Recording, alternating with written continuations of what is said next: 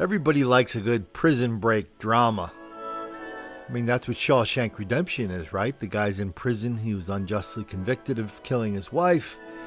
Everybody was cheering for him to get out. Hooray, he got out! Isn't that what The Fugitive is about? Same story, slightly different outcome.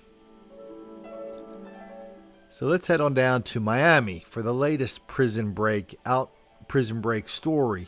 I think the weird part of this story is not that a accused murderer was able to run out of court and get rid of his handcuffs and whatnot, but the number of people who were helping him and how their families reacted when they all got arrested. So right now at noon, a murder suspect who escaped from the Broward County Courthouse last week is back behind bars today.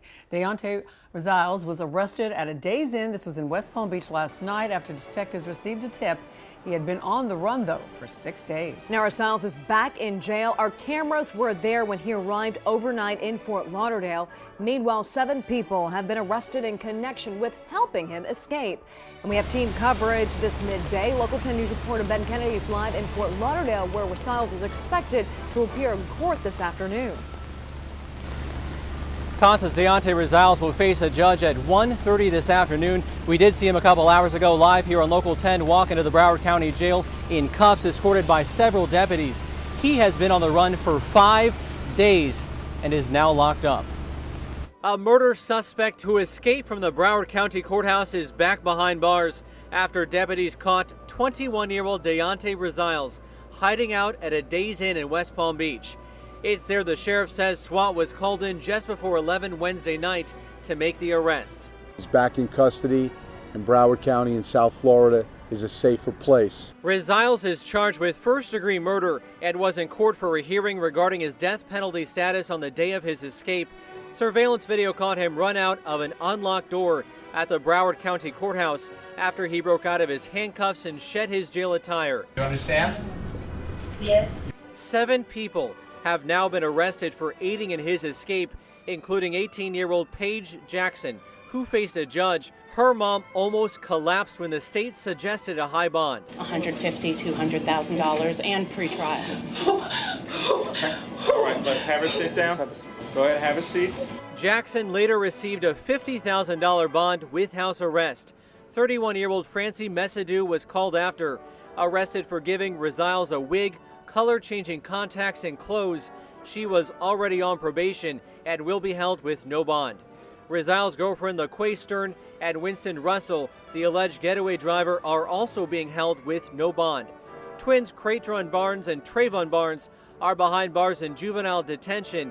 They are the ones the sheriff says sat in the courtroom and coughed into a cell phone, signaling Rosales to make his move. Attempt to escape and accessory after the fact of a first-degree felony. Walter Hart, an inmate, was arrested on Wednesday for helping Rosales get out of his shackles before the escape, but less than a week later, Deontay Rosales, an alleged killer, is back behind bars.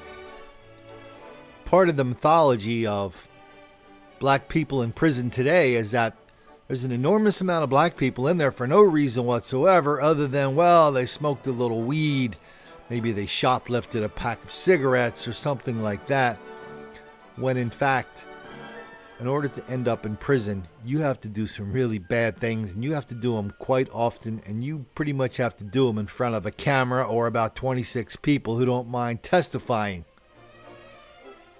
So this whole fairy tale of all these black people that are arrested, convicted, sent to prison, and once they get out, they go back in numbers that are wildly out of proportion, all for no reason whatsoever. That fairy tale is part of the biggest lie of our generation, the hoax of black victimization. It's amazing how many times and how many ways we can see it, and how many places the families are just explaining it all by saying the cops did something to make the black kids angry.